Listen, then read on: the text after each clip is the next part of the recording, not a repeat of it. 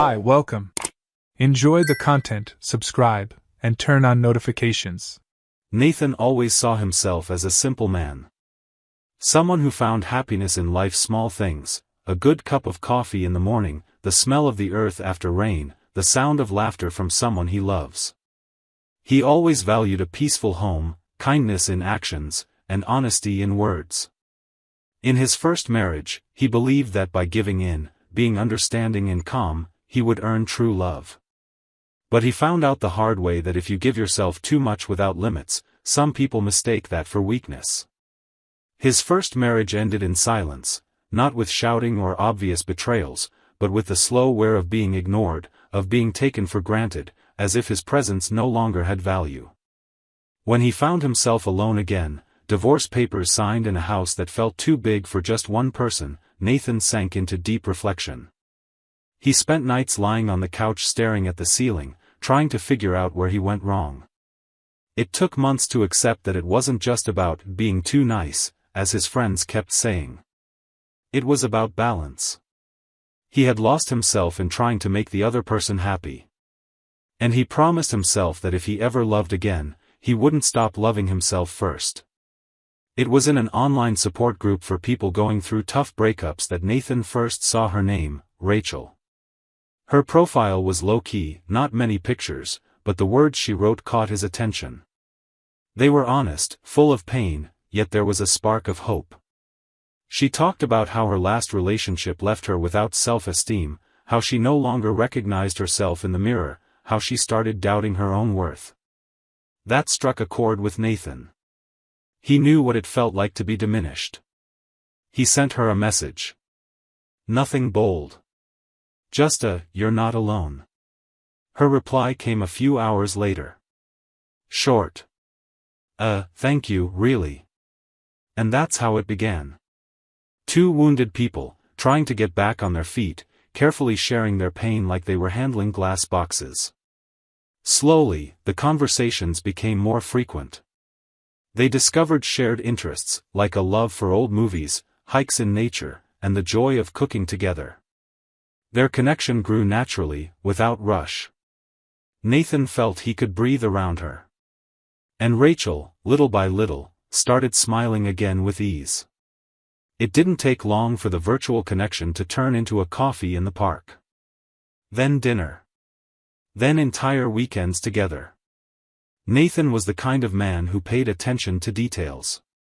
When Rachel would wrap herself up in his jacket just to breathe in the scent, when she talked nervously about a work meeting and he listened without interrupting, when she cried watching the same movie for the third time, he was there, fully present. No rush. No pressure. Just giving her the space to blossom again. And she did. Rachel began looking at herself with more affection, painting again after years of ignoring her art, going back to her studies, slowly reconnecting with who she was before losing herself in a toxic relationship. Over time, she also became Nathan's safe harbor. He, who had always been so reserved, started opening up about his fears. He talked about how he was afraid of repeating past mistakes, how sometimes he hesitated to trust too much. Rachel was patient. She would say that we all carry scars, but that doesn't stop us from loving again, it just teaches us to do it with more awareness. They built something solid. A love that didn't come from immediate infatuation, but from mutual care, support, and listening.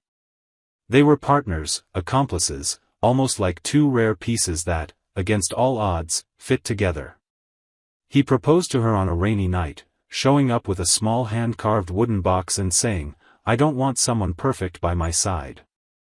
I want someone real, someone I can grow with, stumble with, get up with, and grow old with. And that person is you." Rachel cried so hard she could barely say yes.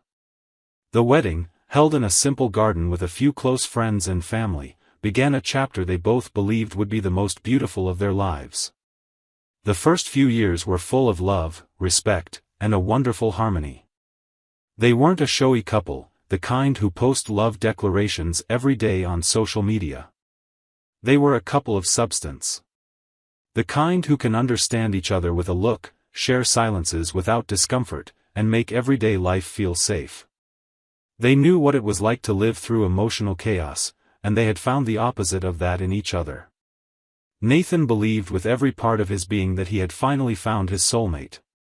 And for that very reason, he never imagined what was coming. Alright, here's the revised version of the second part with the change you requested about the GPS.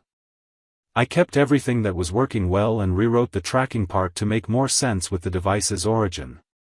The rest remains engaging and detailed, just like you wanted. The morning after their 6th wedding anniversary, Nathan woke up earlier than usual. He had planned to make breakfast, like he did on every special occasion. But as he walked down the stairs, hair still messy and eyes half open, he froze on the second-to-last step. Rachel was already dressed. She wore an outfit he'd never seen before, a tight skirt hugging every curve and a silk blouse with a subtle but attention-grabbing neckline. The high heels made a sharp sound on the wooden floor. The strong, sweet perfume reached him before she even noticed he was there. It was the same perfume she wore on their first dates, the one she said she saved for special occasions. And there it was, at 7 in the morning on a Wednesday. Nathan didn't say anything right away. He just watched. Took a deep breath.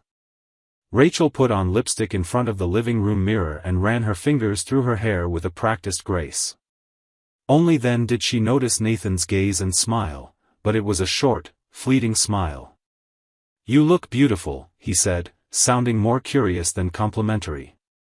She gave a dry laugh, grabbed her purse, and replied without much interest, "Oh, it's just lunch with Clara, you know? That coworker from the office who's always coming up with excuses to go out during work. She dragged me to a new restaurant downtown." Nathan slowly nodded. He tried to smile. But something didn't add up. Rachel wasn't the type to have glamorous lunches during the week. She always said she preferred the office's homemade meals or maybe a quick delivery so she wouldn't waste time. And now, right after their wedding anniversary, she was leaving earlier, dressed like that, for lunch with a coworker she constantly criticized for not being focused. Nathan wasn't one to confront on impulse. He was observant, which always set him apart. He preferred listening over speaking. But at that moment, his mind was already connecting scattered pieces that didn't seem to fit. While he drank his coffee alone, the bitterness seemed stronger. Not because it was brewed too strong, but because doubt was growing like a weed in a garden he believed to be perfectly healthy. He tried to tell himself it was just paranoia from past experiences. He tried to erase the image of that tight skirt, the high heels, the bright red lipstick on a Wednesday morning. He tried to believe that yes, it was just a lunch with a coworker.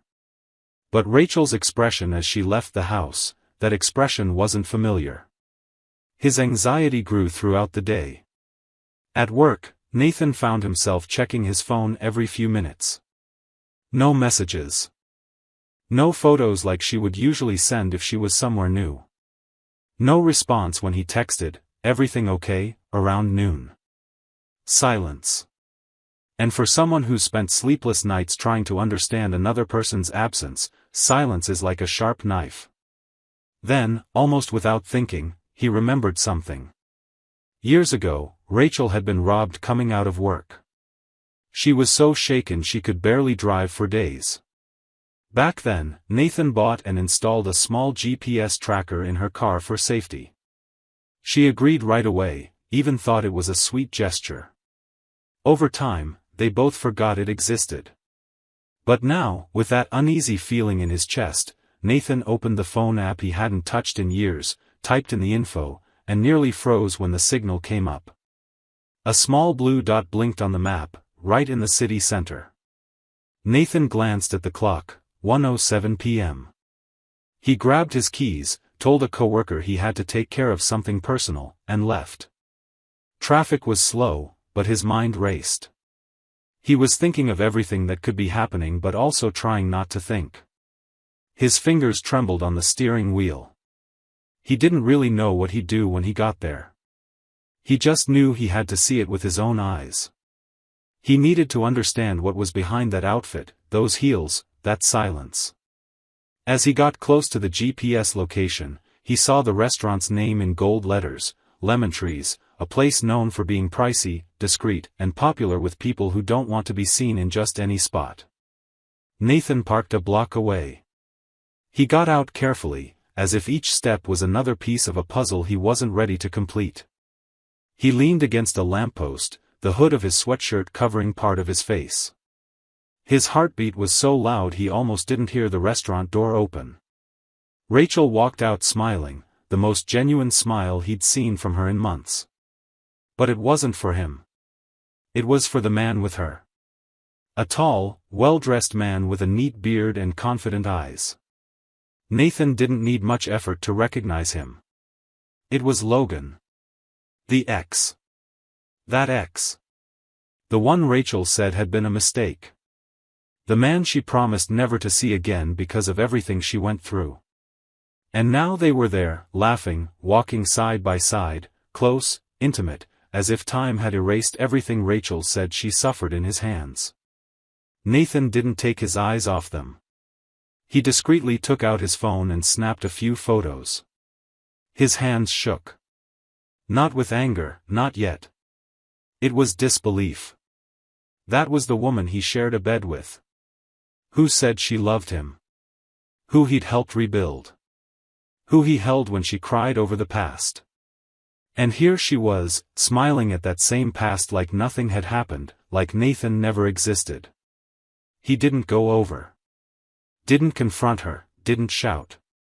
He didn't call out. He just went back to his car, feeling an empty heaviness in his chest and a phone full of raw, cold, undeniable images. What hurt the most wasn't the betrayal itself, but how easily she seemed to forget what they'd built. The natural way she was there, acting like she wasn't committed to someone else. Like 6 years of marriage were just a pause between reunions. Nathan sat there a few more minutes, staring at nothing. In that silence, he began to understand, something in that marriage had broken. And it wasn't recent. Nathan returned home late that afternoon, his body present but his soul adrift. He sat on the couch, still holding his phone, the photos there like cold, brutal evidence. He stared at them as if trying to decode a nightmare in slow motion. Each image screamed a truth he didn't want to hear, but that now lived inside him. The woman he believed he knew so well was wrapped up in the arms of a past she claimed she'd buried. And it wasn't a farewell hug. It was a reunion, the kind filled with longing, desire, and intimacy. He saw all of that in Rachel's eyes.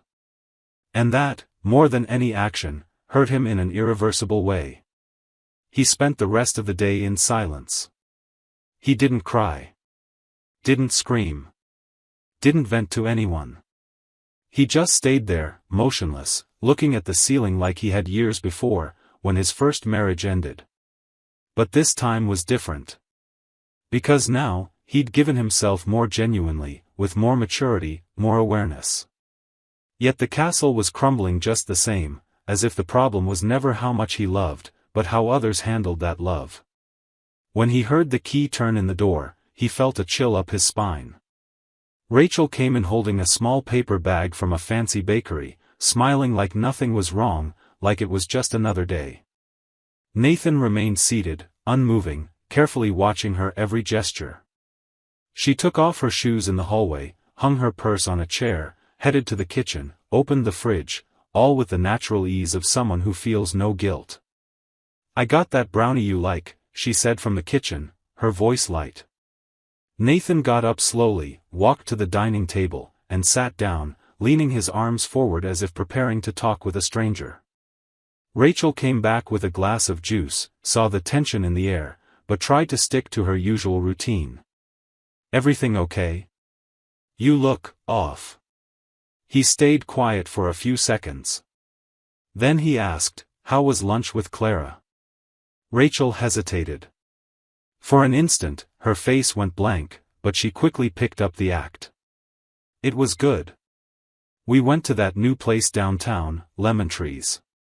You know it?" Nathan took a deep breath. That lie, told so calmly, with so much rehearsal, felt worse than the betrayal itself. He was watching not just what she said, but how she said it, the way she avoided eye contact for a fraction of a second, how she fiddled with her wedding ring using her thumb, how she wouldn't genuinely smile. It was all fake. And the truth stuck in his throat like a stone he couldn't swallow anymore. He stood up, took his phone out of his pocket, and walked toward her. He held it out, unlocked. On the screen was a photo of Rachel and Logan, side by side, smiling at each other like two people sharing a secret life. Rachel froze. The glass of juice shook in her hand. She turned pale. Silence. "Are you going to tell me I made this up, too?" he asked, his voice low, without anger but with a firmness he'd never shown before. She tried to speak, but nothing came out. She just shook her head and dropped into the nearest chair.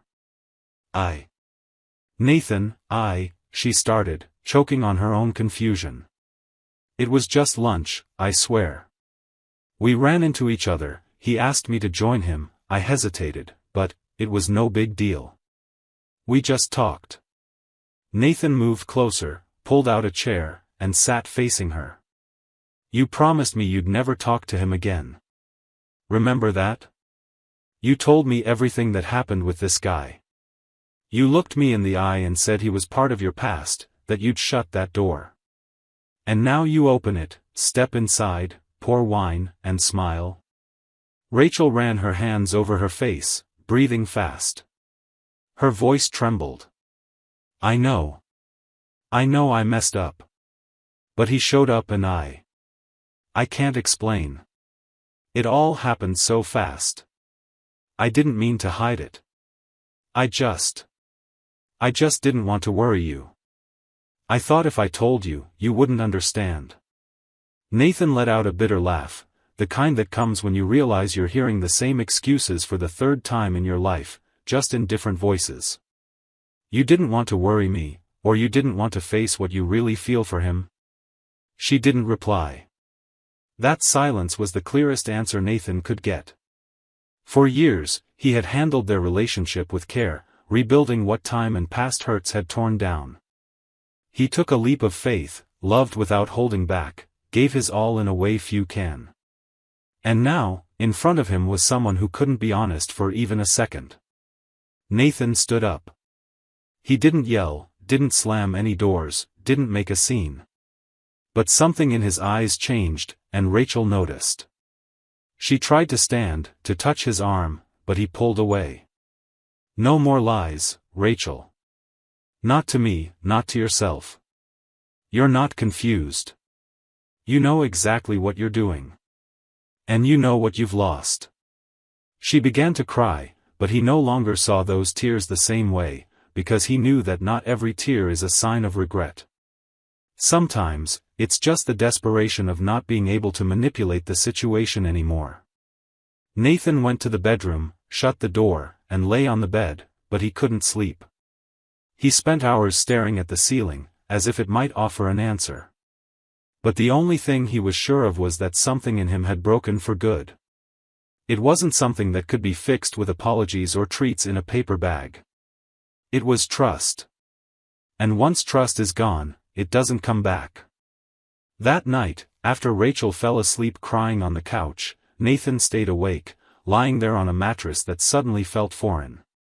Their bed, which had once been a symbol of warmth and closeness, now felt like a minefield of uncomfortable memories. Every inch of the room seemed to carry the shadow of something that would never be the same again. The curtain swayed with the breeze coming through the cracked window, but the fresh air did nothing to ease the heaviness in his chest. It was like trying to breathe in a room with no windows, everything felt stifling. The silence of the night was louder than any argument could have been. In the morning, Rachel was already awake, with dark circles under her eyes and a fresh pot of coffee trembling in her hands. She tried to smile, a crooked, scared of losing you kind of smile, but Nathan didn't smile back. He took his favorite mug from the cabinet and sat at the table, carrying a weight on his shoulders he couldn't hide. Not a single word was spoken. They didn't even look at each other. Still, the air was thick with everything already said, and especially with what didn't need to be said anymore. She tried to start a conversation. She asked short questions, made small talk, hoping to reconnect. But Nathan wasn't really there. His body was present, but his mind was far away. After so many years being the man who gave second chances, who understood, who counted to 10 before any decision, he was now someone else. Not cold, just resolute. And that resolve was more frightening than any rage. At work, he couldn't focus. The image of Rachel and Logan kept looping in his head. He relived their gestures, their glances, the laughter he'd seen from across the street. But what bothered him most was the idea that it wasn't some impulsive slip-up the way she tried to play it off. It was a choice. A planned action. Rachel got dressed, put on perfume, lied to him right to his face, and walked out the door to meet the man he thought was nothing more than a distant memory. That wasn't an accident. It was betrayal in its cruelest form, emotional. At the end of that day, Nathan decided he needed to hear the unvarnished truth, laid out plainly.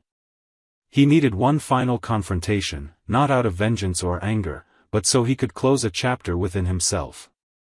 When he got home, Rachel was waiting for him on the porch, as if she knew that night would be decisive. "We need to talk," he said, putting his keys in his pocket. She nodded almost imperceptibly and followed him inside. They sat down face to face. For the first time in days, they were both ready to deal with reality with no masks. Nathan took a deep breath. "Rachel, tell me one thing. Do you still love that man?" She looked shocked, like the question had struck her. She froze, ran a hand over her face, and answered, voice trembling, "I don't know." Nathan closed his eyes for a moment. That hurt more than a yes or no, because her uncertainty revealed what she'd never admit: there were still feelings. A part of her was still looking back, still wondering if something could spark again. And that part was enough to tear down everything they had built. "You realize this destroys everything, right?" he said calmly. Rachel started crying. She tried to take his hand, but he pulled away. "I'm sorry, Nathan, please forgive me. I got lost, I don't even know how we ended up like this. But I love you, I really do." He shook his head, and tears welled up in his eyes for the first time. "Love, Rachel, love isn't like this. It's not putting someone on a shelf and then picking them up again when it's convenient. Love is protecting, respecting, even when no one's watching. You didn't just betray me with a hug or a lunch. You betrayed me with the lying, the show you put on, the silence." She started mumbling apologies, broken up phrases, but he had already made his choice. "I can't do this anymore, Rachel. I tried. But I won't live with doubt in my heart. I won't be that guy who's always checking up, doubting, looking behind him. That's not who I am. I deserve peace." She broke down sobbing, begging him to reconsider. She talked about couples therapy, about starting over, about forgetting everything. But Nathan was no longer the same. His decision wasn't driven by pride, it was driven by clarity. He knew that from now on, any smile she gave him would be suspect. Any time she was late, any time she went out, any text she left unanswered would be a trigger. And he didn't want to live trapped in that cycle. He'd promised himself years ago that he'd never again settle for less than he deserved. He went upstairs, packed a small bag of clothes, and came back down without looking behind him. Rachel was still on the couch, hugging her knees, crying like her world was falling apart. But Nathan couldn't hold up a collapsing building she'd undermined herself. When he closed the door, the silence returned. But this time, it was different. It wasn't heavy or suffocating. It was the silence of liberation. And Nathan, even with a broken heart, knew he'd done what he had to do. A few days after leaving that house, after days of trying to find some sense of calm, Nathan got a message that would change everything again, whether he knew it or not. It was a Friday night. He was sitting on his sister's porch, trying to read a book he couldn't really focus on, when his phone lit up with a name that still made something inside him tighten: Rachel. The message was short. 3 sentences. Straightforward, but filled with something he couldn't quite place. We need to talk. It's important. I'm pregnant. For a few seconds, he just stared at the phone. The world seemed to slow down. His breathing, until then steady, suddenly became difficult. He ran a hand over his forehead and read it again. I'm pregnant. It echoed like a stone tossed into a calm lake, ripples spreading too quickly inside him. In mere seconds, everything that felt settled in his mind got jumbled all over again. Rachel was pregnant. And she said the child was his. But, what if it wasn't? What if this was just another way to pull him back? And what if, on the other hand, it was true, and he was about to repeat the story of his own father, who left his family too soon? His heart pounded as if it was struggling to find an answer his brain couldn't give. The next morning, he agreed to meet her in a public park, sitting on a wooden bench under gently swaying trees. Rachel arrived in a loose blouse and dark glasses. She seemed fragile, but there was something in her posture that made it clear she was there to shake him up all over again. Nathan. I'm pregnant. I found out 2 days after you left. I took the test and confirmed it with my doctor. It's yours, she said, voice low but certain. He said nothing. He just looked at her like he was looking at a painting he no longer recognized. The words got stuck in his throat, battling a rush of emotions. Part of him felt the urge to protect her. Another part still nursed a raw wound that warned him to be cautious. How do you know it's mine? He asked, eyes fixed on hers. Rachel paused. Not because she didn't have an answer, but because she hadn't expected him to ask so directly. Nathan. I know things got messed up, but I swear, I haven't been with anyone else besides you. He stood up slowly, took a deep breath, and suggested the obvious. Then let's do a test. A DNA test. Not after the baby's born, now. A prenatal test. Rachel didn't respond right away. Eventually, she agreed. They'd book it together. No more excuses, no more secrets. It was time for the truth, whatever it was. The following weeks were a mix of waiting and holding on. Nathan didn't speak to Rachel beyond the essentials. Their communication was icy and to the point. He stayed at his sister's place, tried to keep to his routine, and tried to keep his mind busy. But inside, there was a silent war. Part of him believed it was just emotional blackmail. Another part whispered that if it really was his child, he needed to man up and accept his role. They went to a specialized clinic for the test, following all safety procedures. A non-invasive test that used the mother's blood to map the baby's DNA and compare it to Nathan's. They left without saying a word. The only thing Rachel said, while waiting for the car, was, I just want to fix what I broke. But Nathan was no longer easily fixed. Something in him had changed permanently. He didn't want revenge, didn't want to see her suffer. He just wished things had been different. He wished she had chosen honesty while it was still possible. 8 weeks. That's how long it took to get the results.